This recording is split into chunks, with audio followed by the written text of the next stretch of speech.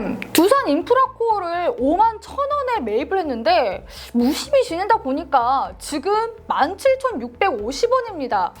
이거 어떻게 된 거죠? 분할 재상장으로 거래가 정지됐었던 두산인프라코어. 이 거래가 재개가 되면서 두산인프라코어 매수하셨던 분들은 계좌에 두산중공업이 편입이 되어 있는 것과 함께 가격 변동이 된 것을 보고 정말 깜짝 놀라셨을 것 같은데요. 특히나 거래 재개 당일 급등세가 나온 두산인프라코어의 주가 흐름과 달리 이 주가가 지지부진한 두산중공업을 보면서 어떻게 대응을 해야 하나 고민하시는 우리 주린이분들 꽤 계셨던 것 같습니다. 오늘은 두산인프라코어 공시 해석을 통해 어떻게 주가 동향을 살펴봐야 하는지 알려드리는 시간을 가져볼까 하는데요. 영상 시작하기 전에 구독과 좋아요 버튼 한 번씩 꾹 눌러주시고요. 오늘의 강의 시작해보도록 하겠습니다.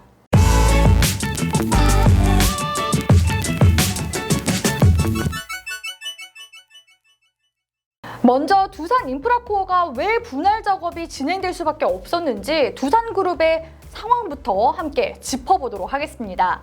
이 두산그룹의 유동성 위기 진원지는 핵심 계열사인 두산중공업 때문으로 볼 수가 있겠는데요. 이 문재인 정부 출범 이후 시행한 탈원전, 탈석탄 정책의 가장 큰 피해 업체가 바로 두산중공업이기 때문입니다. 이 두산중공업의 경우 발전, 감수, 주단조, 건설 등 여러 사업 부문을 보유하고 있기도 하지만요. 이 매출의 80%가 발생하는 발전 사업 비중이 특히나 더 크다고 볼 수가 있겠습니다. 하지만 지난 2017년도경 정부의 탈원전 정책으로 인해서 직격탄을 맞게 되는데요. 발주가 예상됐던 7조 규모의 국내 원전 건설 계획이 백지화되었기 때문입니다. 다행히도 이 두산중공업은 최근 국내 최초로 이 대형 가스터빈 국산화에 성공하게 되면서 새로운 성장 동력이 될 만한 발판을 마련하기도 했는데요. 여기에 더해서 신성장 사업인 풍력 사업을 밀면서 연매출을 끌어올리겠다는 계획을 세우기도 했습니다. 다만 이런 신사업이 안정적으로 진행되기까지 걸리는 시간은 최소 4년에서 5년 정도 걸린다는 겁니다. 또 두산중공업은 여전히 당기순이익이 연속 적자인데다가 국책은행에 갚아야 하는 긴급 여신도 1조 원 이상 남아있는 상황입니다. 즉 미래 사업에 대한 투자와 함께 대규모 부채도 함께 갚아 나가야 하는 상황인 거죠. 그러다 보니 이 두산인프라코어를 매각하면서 두산인프라코어의 자회사인 두산바켓을 이 두산중공업 자회사로 새로 편입을 했습니다. 이 두산바켓은 전 세계 1위 소형 건설 장비 제조업체인데요. 2007년 6조 원에 인수한 이 두산바켓은 초반 실적은 고전했었지만 지금은 예상 컨센서스를 보면 올해 예상 실적은 5조 원에 달합니다. 이 두산바켓은 두산중공업의 신사업이 안정화될 때까지는 캐시카우의 역할을 하게 될 가능성이 높다는 얘기죠. 자, 여기까지 두산중공업의 배경 말씀을 드렸고요. 다음은 이 두산인프라코어의 인적 분할에 대해서 설명을 도와드릴까 합니다. 먼저 기업의 분할 방식에 대해서 이해를 하셔야 하는데요. 이 기업 분할 방식에는 인적 분할과 물적 분할 두 가지가 있다고 했죠. 이 지난 영상에서 제가 관련 내용 세부적으로 다뤄놨으니까요. 참고해서 꼭 보시길 바라겠습니다. 간략하게 인적 분할에 대해 설명을 하자면요. 이 인적 분할은 기존 회사 주주들이 지분율대로 신설 법인의 주식을 나눠 갖는 방식이라고 볼 수가 있겠는데요. 보통 핵심 사업을 가진 신설 회사의 주가가 오르는 경우가 많기 때문에 통상적으로 지주사 종목은 재상장일 매도하고 신설 법인의 주식은 추이를 보면서 매도 타이밍을 잡습니다. 이 같은 관점을 가지고 두산인프라코어의 인적 분할 상황을 함께 정리해 보도록 하겠습니다. 이 두산인프라코어는 두산그룹의 계열사 지분 관리를 하는 동시에 굴착기 등 건설기계 관련 엔진 등을 생산 판매하는 그런 사업 부문을 가지고 있는데요.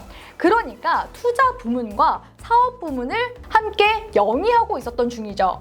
3월 19일 두산중공업과 두산인프라코어는 공시를 내는데요.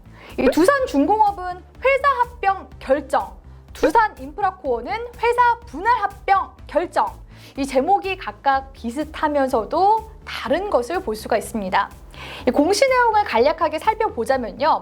두산인프라코어 사업을 나눠서 이 두산중공업에 합치기로 했다는 게 이 두산중공업의 공시라고 볼 수가 있겠고요.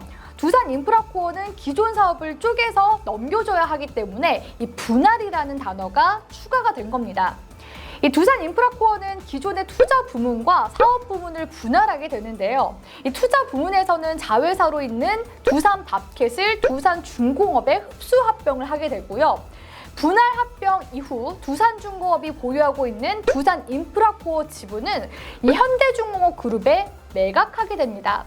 그럼 인적 분할 재상장 시 두산인프라코어 주주는 두산중공업의 주주도 되고 두산인프라코어의 주주가 되겠죠. 이게 바로 인적 분할입니다. 여기서도 두산인프라코어의 분할에 대해서 반대 의사를 내는 주주들도 있었겠죠. 알짜 기업인 두산밥켓을 왜 떼버려? 이렇게 생각하시는 분들은 분할 합병에 반대 의사를 표시할 수 있는데요. 이 반대 의사를 서면으로 회사에 알리지 않으면 분할 합병에 찬성하는 것으로 간주하고 분할 합병 비율대로 이 두산중공업의 신주를 받게 됩니다.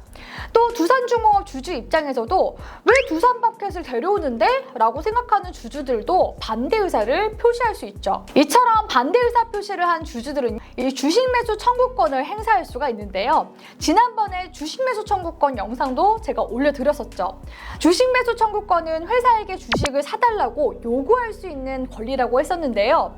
이 주식 매수 청구권을 행사한 두산인프라코어 주주는 한 주당 8,222원에 두산중공업 주주는 한 주당 11,447원을 현금으로 돌려받을 수가 있습니다. 7월 21일 두산인프라코어 기존 주주분들은 이 분할 합병에 따라 배정받은 두산중공업 신주를 주식시장에서 본격적으로 거래를 할 수가 있게 됐는데요. 여기서부터 헷갈리시는 분들이 많으신 것 같더라고요. 이 두산인프라코어 주주들의 주식이 어떻게 바뀌는지 살펴볼까요? 두산인프라코어 주식 100주를 가진 주주를 기준으로 설명을 도와드리도록 하겠습니다. 먼저 두산인프라코어 주식은 건설기계 사업 부문과 투자 부문으로 나뉘게 되는데요. 분할 비율은 0.31 대 0.69입니다. 그런데 이 분할 비율을 보니까요. 계열사 주식을 보유한 투자 부문이 핵심 사업 부문보다 더 크죠.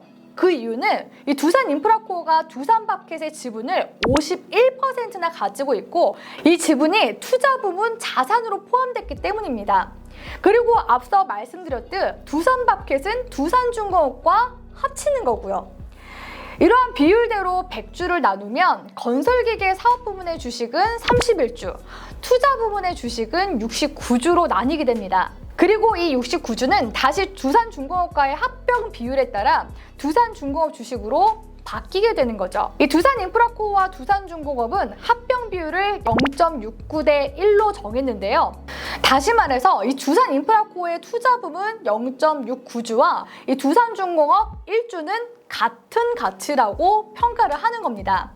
그리고 다시 이 두산인프라코어 투자 부문 주식 69주는 합병 비율에 따라 69주 곱하기 0.69주를 해서 47.61주로 바뀌게 되는데요. 이번 합병에서는 소수점 이하 단주는 현금으로 지급하기 때문에 실질적으로 주주가 받는 주식은 47주가 됩니다. 그럼 여기서 결론, 두산인프라코어 주주가 가진 100주는 사업 부문인 두산인프라코어 31주와 투자 부문인 두산중공업 주식 47주로 바뀌었다는 겁니다. 이를 토대로 보유 주식을 계산하시면 되겠죠. 이제 열심히 달려왔는데요. 거의 다 왔습니다. 그러면 분할 합병 이후 이 두산인프라코어는 어떻게 될까요? 이 두산인프라코어의 사업 부문은 곧 현대중공업지주로 넘어가게 됩니다. 그러면 최대 주주는 현대중공업지주가 되는 거겠죠? 추후 넘어간 두산인프라코어는 다시 동종업계인 현대건설기계와 합병할 것으로 보이는데요. 최종적으로 두산인프라코어 주주들의 주식은 두산중공업과 현대건설기계 주식으로 나뉘게 되는 것으로 보시면 되겠습니다. 오늘은 내용이 워낙 방대해서 주쌤도 설명 도와드리기 참 어려웠었는데요. 그만큼 또 실전 사례를 통해 다양한 투자 지식을 쌓을 수 있었던 시간이 아니었나 싶습니다. 주쌤 계속해서 우리 주린이분들 질문 많이 받고 있으니까요. 장중에도 주쌤 매주 수요일마다 무료 방송하고 있으니 놀러 오셔서 질문 많이 주셨으면 좋겠습니다. 주쌤의 무료 방송 들을 수 있는 방법 아래 더보기란 링크 있으니까요. 놀러 오시길 바라겠습니다. 그럼 오늘도 가져와!